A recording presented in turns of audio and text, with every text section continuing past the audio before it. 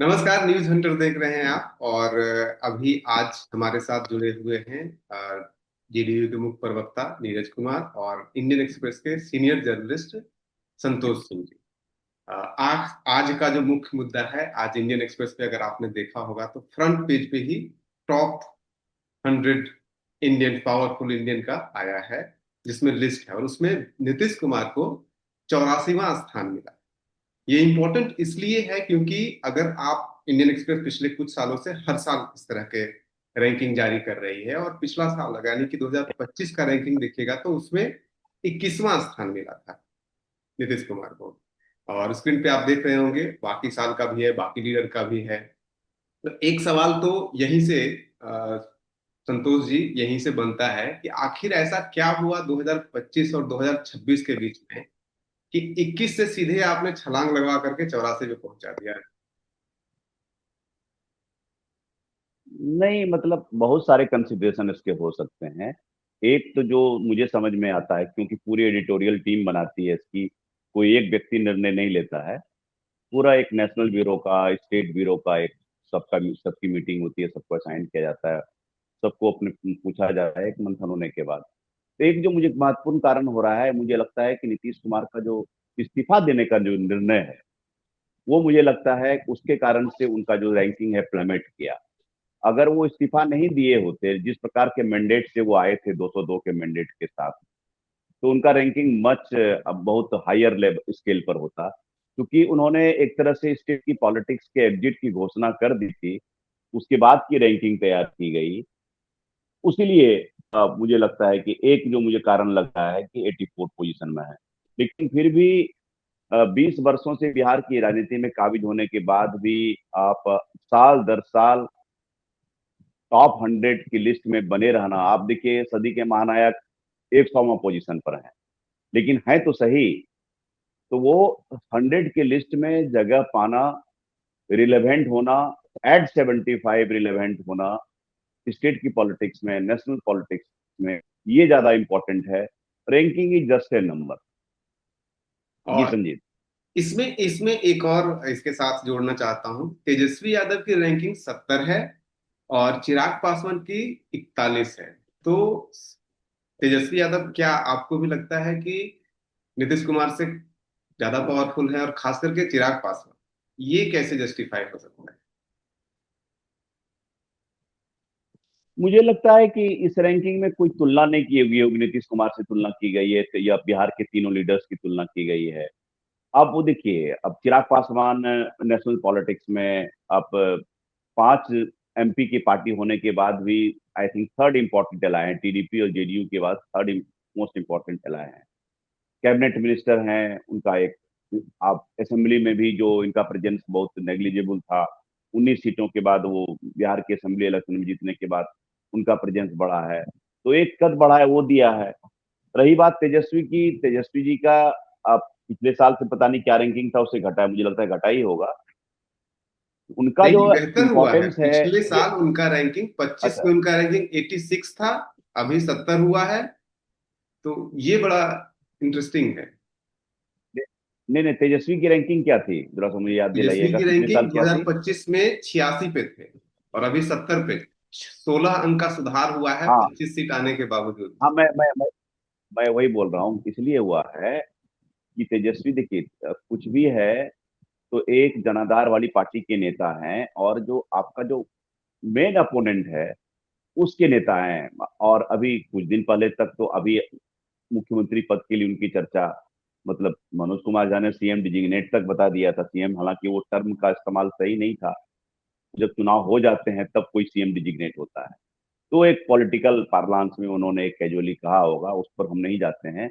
लेकिन एक बिहार की पॉलिटिक्स जो है दो ध्रुवीय है, तो वो एक ध्रुव को सशक्त रूप से रिप्रेजेंट तो करते ही है ना। डोंट फॉरगेट कि 37% मत जो है आरजेडी लेग अलायंस को, जिसको महागठबंधन बोलते हैं, अभी ही मिला है। ये एनडीए का 11% का जंप है। पिछले चुनाव की तुलना करेंगे तो 37.04% इस बार आया है, और पिछली बार 37.23 आया था। इतना ही अंतर है। उनका जनाधार बहुत ज्यादा नहीं खिसका है। ये जो एनडीए का जो जंप है वो फेनोमिनल जंप है, उसके कारण से रिजल्ट तो ये दिखाता है कि तेजस्वी की पॉलिटिक्स, बिहार की पॉलिटिक्स जब भी होगी, जो भी एक एक पार्ट में एनडीए रहेगा, दूसरे में वो आरजेडी लेड ही अपोजिशन होगा, उस हिसाब से दिया गया है। ये इस तरह की रैंकिंग में जो स्टेट के लीडर से उसकी तुलना की जाती है कि नीतीश जी के बरक्स क्या है उनकी रैंकिंग, ये कंसिडरेशन नहीं है। अपने अपनी सीमाओं के अंदर, अपने स्ट्रेंथ के अंदर उनकी रैंकिंग क्या हो सकती है, उस आधार पर निर्णय किया गया। स्टेट की पॉलिटिक्स में उनका कितना स्टेक है, उस आधार पर लिया गया। जी संजीव। जी, नीरज कुमार जी, आपसे एक प्रश्न है जी। कि बिहार में आज के समय में चिराग पासवान के पास या फिर तेजस्वी यादव जी के पास किसी भी व्यक्ति को केंद्रीय मंत्री बनाने का, या फिर किसी को मुख्यमंत्री, उप मुख्यमंत्री या फिर मंत्री बनाने का पावर नहीं है। लेकिन संभवतः नीतीश कुमार जी के पास क्या अभी भी वो, ये मैं आपसे जानना चाहता हूँ, क्या नीतीश कुमार जी के पास अभी भी ये पावर है कि वो किसी को केंद्रीय मंत्री बना सके, किसी को सांसद बना सके, किसी को बिहार सरकार में मंत्री या फिर उप मुख्यमंत्री तक बना सके? क्योंकि आप, नीतीश कुमार देखिए से ज्यादा बेहतर रैंकिंग दे दिया गया है तेजस्वी यादव और चिराग पासवान। देखिए पूरे राजनीतिक संदर्भ में जब अलायंस पार्टनर बदला है बिहार का, लेकिन राजनीति की धुरी नीतीश कुमार जी ही रहे। आप याद करिए, इंडिया इंडिया ब्लॉक कोई मीटिंग होती थी तो नीतीश कुमार जी का लाइन ऑफ एक्शन क्या होगा, यही डिबेट का विषय होता था। कांग्रेस पार्टी नहीं होती थी, जबकि 43 एमएलए था जेडीयू के पास। जिन कारणों से उस पर हम नहीं जा रहे हैं। अब इंडियन एक्सप्रेस ने जो ये विश्लेषण किया है, वो विश्लेषण जो वो आधार होंगे, मैं उसको कोई चुनौती नहीं दे रहा हूँ। लेकिन दो पक्ष है ना। एक तेजस्वी यादव का मैं देख रहा था कि 70वां रैंक है, तो उनके रैंकिंग में 2000, ये चुनाव की चर्चा कर रहे हैं कि 2015 में इनको कितना सीट मिला, 2020 में कितना सीट मिला, और उसका 25 में वोट परसेंटेज पर चले जाते हैं। तो सीट की संख्या नहीं महत्वपूर्ण होती है, तो आप वोट परसेंटेज पर चले गए। और यह सही है कि लीडर ऑफ अपोजिशन वो है, लेकिन अगर एक सीट भी माइनस हो जाते तो कहां पहुंच जाते ये। तो वोट परसेंटेज पर उनकी पॉपुलैरिटी को आपने कायम रखा, मैंने कायम नहीं रखा, मैंने उसको उसका मार्किंग किया। नीतीश कुमार जी का जो पॉलिटिकल, कोई सहमत हो या असहमत हो, माइनस नीतीश कुमार जी लोग लड़के बिहार में देख चुके हैं। और आज भी नीतीश कुमार जी जब सत्ता छोड़ने का भी मन बनाए हैं, तो पूरे हर एक सामाजिक समूह में आप सर्वे करवा लीजिए, लोग आहत है उससे। और नीतीश कुमार जी की उतनी भूमिका तो है ही कि अगर वो तय करेंगे कि हमारा ये सेंट्रल मिनिस्टर हमारा पार्टी का पार्टिसिपेट करेगा। आपको याद है ना कि हमको एक सीट दिया जा रहा था, तो नहीं लिया नीतीश कुमार जी ने। बाद में पार्टी को, मैं तो कहता हूं कि अंधेरे में रख कर करके उस समय के नेशनल प्रेसिडेंट ने ज्वाइन कर लिया। अब हमको जब दो, हम उस समय भी मांग रहे थे, दो मिला तो ज्वाइन कर लिए। तो नीतीश कुमार जी की ये भूमिका तो है। अच्छा, आफ्टर ऑल कुछ भी हो जाए, नीतीश कुमार जी जो मीटिंग में बोले हैं, मैं हूं ना, ये तीन शब्द ही हमको लगता है कि राजनीति में उनकी उपयोगिता दर्शाता है। कि ऐसा नहीं कि नीतीश कुमार को कोई आइसोलेट कर देगा। नीतीश कुमार जी जाएंगे दिल्ली या पार्लियामेंट्री सिस्टम में भाग लेंगे, फिर आएंगे बिहार, तो बिहार की सरकार उन्हीं के रोड मैप पर चलेगी। नितिन नवीन जी भी बोल चुके हैं, ये नितिन नवीन जी का बयान आया है।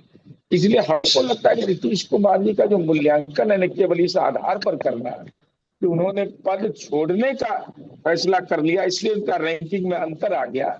मुझे ये समझ में नहीं आ रहा। एंटी इनकम्बरेंसी जो 20-21 साल मुख्यमंत्री 20 साल रहा हो, आप ही लोग मीडिया, इंडियन एक्सप्रेस भी चला लिखा था इस पर कि कोई एंटी इनकम्बरेंसी नहीं, नीतीश कुमार वोटिंग हो रहा है। तो ये रैंकिंग का क्यों कम हुआ उनका, ये हमको समझ में, तो हमारी समझ से बाहर हो रहा है। क्योंकि जो लीडरशिप का गुण होना चाहिए, नीतीश कुमार जी ने जो गवर्नेंस किया, नीतीश कुमार ने फॉलोअर स्टेट बिहार को नहीं बनाया, लीडर स्टेट बनाया, किसी को हर्ट नहीं किया। एक एक सवाल जो बन रहा है कि 2023 में या 22 के जो नीतीश कुमार थे, 2022 में उनका 14वां रैंकिंग था, फिर 24 रैंकिंग, मतलब 20-22 के आसपास ही रहे, 25 से कभी ऊपर नहीं हुए। तो तब वो जिसे चाहे वो बिहार में मंत्री बना सकते थे, जिसे चाहे वो उप मुख्यमंत्री बना हाँ, सकते थे, जिसे चाहे वो केंद्रीय मंत्री भी बना सकते थे। और 24 के बाद आज भी लग वही रहा था कि स्थिति उनके है। दम पर सरकार, केंद्र की सरकार चल रही है। क्या आज लेकिन 2026 में नीतीश कुमार जी के पास वो पावर है कि वो किसी को भी बिहार का मुख्यमंत्री, उप मुख्यमंत्री या फिर केंद्रीय मंत्री या फिर बिहार सरकार में मंत्री बना सकते हैं? बिल्कुल उनके कंसेंट के बिना पत्ता नहीं हिलेगा। लोग चाहे जितना मूल्यांकन कर लें, जो उनकी इच्छा होगी वही होगी। संतोष जी और जब उनकी इच्छा क्या है कि कोई बता ही नहीं सकता है। संतोष जी, जब जो पावर नीतीश कुमार को 2024 में था, वो पावर आज भी है। आज भी वो केंद्र सरकार की चूल्हे हिला सकते हैं, आज भी वो किसी को बिहार में उप मुख्यमंत्री बना सकते हैं। मुख्यमंत्री बना सकते हैं या नहीं, नहीं ये तो इसके ऊपर डिबेट हो सकता है, लेकिन उप मुख्यमंत्री बना सकते हैं, किसी को भी मंत्री बना सकते हैं, केंद्रीय मंत्री बना सकते हैं। क्या चिराग पासवान या तेजस्वी यादव के पास ये सब पावर है कि किसी को मुख्यमंत्री, किसी को उप मुख्यमंत्री या किसी को केंद्रीय मंत्री, मंत्री या किसी को विधायक भी बना सके? उसके बावजूद नीतीश कुमार को 84वां स्थान और चिराग पासवान को इतना। नहीं, मैंने तो पूरी तरह पहले ही स्पष्ट कर दिया कि मैं तीनों नेताओं को कंपैरिजन करके आप गौर कीजिए। सबको आइसोलेशन में ट्रीट किया है। स्टेट पॉलिटिक्स में उनका स्टेक, एक जो बड़ा कारण जिसे नीरज जी डिफर कर रहे हैं, उनको ही has all the rights to differ with me, कि अब देखिए कि कोई स्टेट की पॉलिटिक्स में अगर 20 वर्ष से इस तरह से काबिज है, उनकी सत्ता की इतनी हनक है, और उसके बाद एक लीडरशिप वैक्यूम की तरफ हम जा रहे हैं। आप लाख बोल रहे हैं कि नीतीश कुमार निर्णय लेंगे, उन्हीं के लीगेसी कायम रहेगी, उन्हीं का निर्णय होगा। तो ये पावर ट्रांसफर होता है तो ऑफ कोर्स उनका स्टेक रहेगा, उसमें कोई डाउट नहीं है। कोई बड़े नेता जब पद छोड़ते हैं, मुझे लगता है कि उस वैक्यूम को इंगित किया गया है। वो जो लीडरशिप की जो वैक्यूम होती है 20 वर्ष के बाद, उस वैक्यूम के बाद कि स्टेट की पॉलिटिक्स किस दिशा में जाएगी, उसके बाद उनकी क्या भूमिका रहेगी, ये अभी स्पष्ट नहीं है। राज्यसभा जाने के बाद वो किस भूमिका में रहेंगे। अभी तो कहा जा रहा है बीजेपी को सत्ता लेनी है, तो उनको कहा जा रहा है कि उन्हीं के नेतृत्व में सत्ता रहेगी। सब कुछ ठीक है, मान लीजिए 5-6 महीने ये बात भी चली, पर what if the BJP start asserting 6 month later, फिर जेडीयू कैन रीअसर्ट, क्योंकि 85 सीट्स की पार्टी है। Do not forget the alliance. हमने एक्सप्रेस में स्टोरी की जिसमें कि ये लिखा कि जेडीयू की तरफ से एक तरह से कहीं न कहीं सबसे बात करने से एक सेंस आता है कि आप किसी प्लेस होल्डर को यहाँ आप नहीं बिठा सकते हैं। यहाँ वही व्यक्ति मुख्यमंत्री होगा जो नीतीश कुमार के चॉइस का होगा, जो उनकी लिगेसी को, सोशल कम्बिनेशन को, गवर्नेंस मॉडल को कैरी फॉरवर्ड करे। ये ऑफकोर्स उनकी अहमियत और इंपॉर्टेंस बताता है। मैं सिर्फ बताता हूँ कि वो जो प्लमेट किया होगा, उसमें जो जो थिंक टैंक हैं जिन्होंने ये निर्णय लिया होगा, उसके एक ही कारण रहे होंगे। अब देखिए, लीडर ऑफ अपोजिशन को अब राहुल गांधी को नौवां रैंकिंग है। आप तो जनरली सीधा कहते हैं कि भाई नरेंद्र मोदी, अमित शाह तीसरा चौथा हो सकता था। चलिए, हम राज्यसभा आरएसएस के सर संचालक मोहन भागवत तक उनका 3 ले लिए, फोर्थ क्यों नहीं हुआ, इस पर भी डिबेट हो सकता है। तो ये नंबर्स में नहीं जाना चाहिए। देखिए, आप देखिए इस बिहार की स्टेट पॉलिटिक्स को जो ट्रैक आप कीजिएगा, तो आप पीछे से चले जाइए। किस व्यक्ति ने पॉलिटिकल स्टेबिलिटी दी बिहार की पॉलिटिक्स में? डॉक्टर श्री कृष्ण सिंह 37 से 39, फिर वर्ल्ड वॉर हो जाता है, फिर 46 से 47 जब वो प्रीमियर या प्रधानमंत्री कहलाते थे, फिर उसके बाद मुख्यमंत्री बढ़ते हैं जीवन पर्यंत 1961। ये पॉलिटिकल स्टेबिलिटी का काल था। 67 के उनके डेथ के बाद जो है 3 ही साल और मान लीजिए, जब केवी साहे रहते हैं तो 2-3 साल और मान लीजिए, लेकिन 67 का जब चुनाव होता है, 67 के चुनाव के बाद बिहार ने सिर्फ पॉलिटिकल इंस्टेबिलिटी देखी है। नॉट जस्ट कि 67 से 72 के बीच में, 72 के बाद से लेकर के आप बताइए 90 तक में कौन सा कांग्रेस चीफ मिनिस्टर जिसने 5 साल पूरा किया? केदार पांडे से लेकर, अब्दुल गफूर से लेकर, डॉक्टर जगन्नाथ मिश्रा से लेकर के 80 से 90 के बीच में, जिसको मैं जेसीबी फैक्टर कहता हूँ, जगन्नाथ मिश्रा, चंद्रशेखर सिंह, बिंदेश्वरी दुबे, भागवत आजाद, और फिर उसके बाद सत्येंद्र नारायण सिन्हा, और फिर डॉक्टर जगन्नाथ मिश्र। तो उसके बाद जो पॉलिटिकल स्टेबिलिटी आप एक तरफ जिसको मिलनी चाहिए बिहार में, वो लालू प्रसाद के काल में मिलना चाहिए था। 5 वर्ष में मानता हूँ सोशल इंपावरमेंट हो गया 90 से 95, फिर कास्ट में सेक्टर शुरू हो गए। लॉ एंड ऑर्डर का इशू हो गया, बॉर्डर स्कैम आ गया। तो बिहार ने जो पॉलिटिकल स्टेबिलिटी श्री बाबू के बाद देखी है, वो नीतीश कुमार के टाइम में देखी है, जो कि 2005 के बाद से 25 के टाइम में, जिसमें कि ना कोई कास्ट टेंशन हुआ है, ना कम्युनल टेंशन हुआ है, और जो हमारा इंफ्रास्ट्रक्चर मॉडल, जिसको मैं बराबर बोलता हूँ कि ब्रिक एंड मॉर्टर मॉडल को लोग उसको एक क्रिटिसिज्म भी करते हैं, लेकिन हमारे पास ना ब्रिक था ना मॉर्टर था, हमारे पास तो मड था, हमारे पास तो गड्ढे थे, हम इतने माइनस में थे, उनका इंफ्रास्ट्रक्चर बड़ा लगा। तो उस वैक्यूम के बाद कोई लीडर जब when he walks into sunset of his political career, तो उस हिसाब से किया होगा। फिर भी अब चूंकि अब मेरे अखबार की रैंकिंग मुझे तो डिफेंड करना ही है, मैं सारे रैंकिंग में नहीं जानता हूं, मैं मेरी इंडिपेंडेंट रैंकिंग नीतीश कुमार की है कि जब भी बिहार की पॉलिटिक्स, मैं भी खुद एक पॉलिटिकल राइटर हूँ, 3-4 किताबें लिखी है, फिर तैयारी कर रहा हूँ। मैं मानता हूँ कि जब भी बिहार के इतिहास की चर्चा होगी, doctor Shri Krishna Singh, Karpoori Thakur, Nitish Kumar three best chief minister के रूप में जाने जाएंगे। हाँ, इनके बनाए हुए इमारतों की बात होगी, इनकी इमारतों पर लिखी हुई इबारतों की भी बात होगी। तो मेरी रैंकिंग में नीतीश कुमार बहुत ऊपर है, डोंट फॉरगेट अबाउट दैट। ये 100 रैंकिंग में क्या आया। मतलब आप इंडियन एक्सप्रेस की रैंकिंग से बिल्कुल रास्ता नहीं रखना पसंद कर रहे हैं? मैं आप मेरे अखबार से खुद को लड़ाइए मत, do not act like a politician. मैं ये एक्सप्रेस की रैंकिंग है, अपनी उनके कंसिडरेशन होते हैं, ये एक बिहार कवर करने उनके वाले क्यों बोल रिपोर्टर रहे की हैं? मैं रैंकिंग हमारे बता बोलिए रहा हूँ। ना, आप उसी से जुड़े हुए हैं। भाई अब लेट्स एग्री टू हमारे हम डिसएग्री हो सकता है। आपको नहीं नहीं, वी एग्री टू डिसएग्री। देखिए, मैं क्योंकि I do not go into the number. अब मुझे किसी को क्या रैंक दीजिएगा, 1 दीजिएगा, 4 दीजिएगा, 10 तक तो मुझे समझ में आता है, 10 के बाद उसके क्या क्राइटेरिया हैं, कैसे उसको तैयार किए जाते हैं। मेरा कहना है उस 100 में रहना इंपॉर्टेंट है। मुझे याद है कि मैं एक छोटा सा वाकया बताता हूँ, हो सकता है बीजेपी को थोड़ा अप्रिय लगेगा, कि 100 की लिस्ट आई थी, सुशील मोदी जी का नाम था, और ये 2010 का साल है। मैं अडवाणी जी के साथ, मुझे मौका मिला, सौभाग्य मिला कवर करने का, चौपर में बैठा, उसके एक दिन पहले नीतीश जी के साथ बैठा था, अगले दिन अडवाणी के साथ, मेरे साथ रविशंकर प्रसाद, सुशील जी थे। तो अब सुशील जी ने कहा कि देखिए, उन्होंने पढ़ा नहीं था कि मेरा नाम आया है 100 में, साथ में जो नेता थे उनको पता था, लेकिन उन्होंने नहीं बताई उनको कि आपका नाम आया है। तो उस 100 में रहना, क्या रैंकिंग थी, I still do not remember the किस प्लेस वो सुशील जी थे, उस 100 में रहना it's a matter of pride. और मुझे लगता है कि इंडियन एक्सप्रेस की रैंकिंग हो, किसी और को रैंकिंग हो, तो जब कोई एक बड़ा काल होता है ना, तो उसको कोई अखबार, कोई एक एक वर्ष की रैंकिंग जज नहीं करती है, उनको हिस्ट्री जज करती है, उनको पोस्टेरिटी जज करती है। नीतीश कुमार को पोस्टेरिटी जज करे।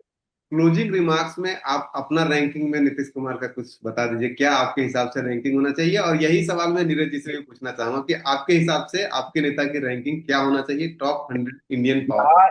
बिहार बिहार के बिहार के सर्वश्रेष्ठ चीफ मिनिस्टर में मैं अभी देखिए, ऑफकोर्स कर्पूर, देखिए मैं नीतीश कुमार को मानता हूँ combination of Shri Babu and Karpoori Thakur. अब मैं 1 2 3 नहीं बताऊंगा कि कौन है कर्पूरी कर्पूरी ठाकुर, श्री बाबू, नीतीश कुमार में, लेकिन 20 वर्ष के बाद जब नीतीश कुमार के कार्यों का असेसमेंट होगा, तो आप देखेंगे कि एकदम तीनों नेक एंड पॉइंट का डिफरेंस तीनों तीनों नेताओं में हुआ।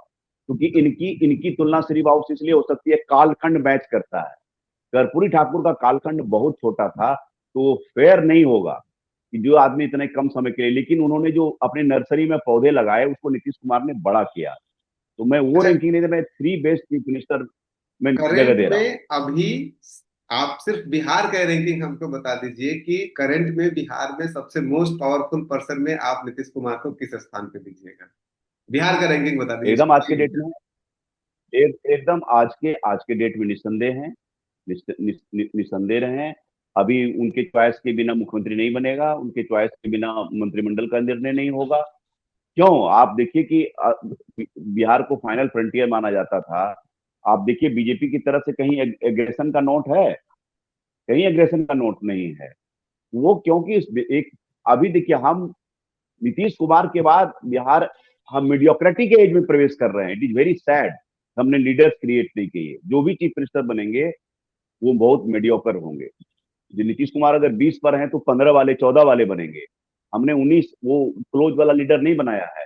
हम मीडियोक्रेटी के एज में प्रवेश कर रहे हैं, यही नीतीश कुमार की अहमियत बताता है। Neeraj ji, final remarks. ऐसे लग रहा है आज संतोष जी को सुन करके कि आपका काम तो सारा यही कर रहे हैं, आपको तो कुछ बोलने की नहीं जरूरत। संतोष जी, नहीं संतोष जी ने फैक्ट बताया। मैं एक उदाहरण बता रहा हूँ। सुशील जी विधान परिषद के सदस्य थे। सुशील मोदी जी का दो वाक्य मैं बहुत ही उसको गंभीरता से अपने जीवन में ग्रहण भी किया। सुशील जी ने यह कहा कि भाई बिहार का दुर्भाग्य यह है कि बिहार में सरकार तो रही लेकिन चीफ मिनिस्टर स्थायी नहीं होते थे। और वो रेफरेंस बताते थे 2015 में जब नीतीश कुमार जी चुनाव जीत करके आए तो बधाई होता है। Sushil ji leader of opposition थे।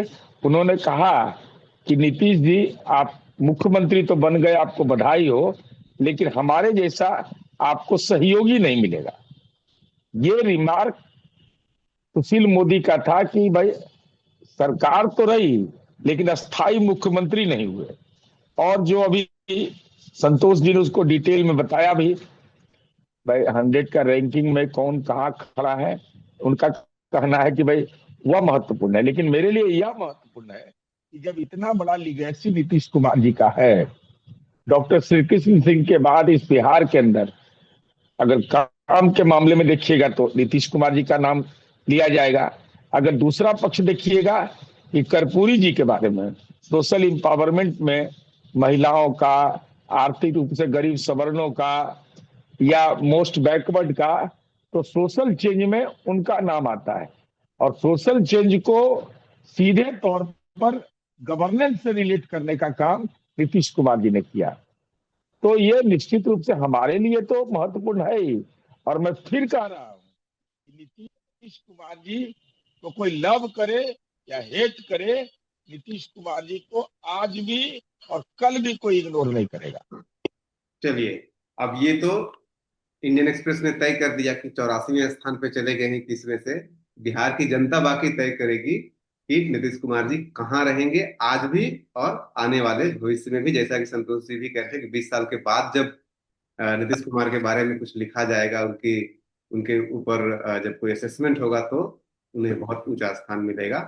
आप बने रहिए न्यूज सेंटर के साथ। एक हमारा कन्फेशन है कि हमें इस डिस्कशन के बाद लगा कि यहाँ पे एक महागठबंधन की तरफ से भी एक होने चाहिए थे, जो मेरी कमी है, मैं नहीं कर पाया। आगे जब भी ऐसा प्रयास होगा तो मैं जरूर प्रयास करूंगा कि महागठबंधन की तरफ से भी एक यहाँ पे अपनी बात रखने के लिए रहे। आप बने रहिए न्यूज सेंटर के साथ। नमस्कार। और आप नीरज जी और आपको और संतोष जी, आपको बहुत बहुत धन्यवाद, आप लोग से जुड़े, समय दिया इसके लिए।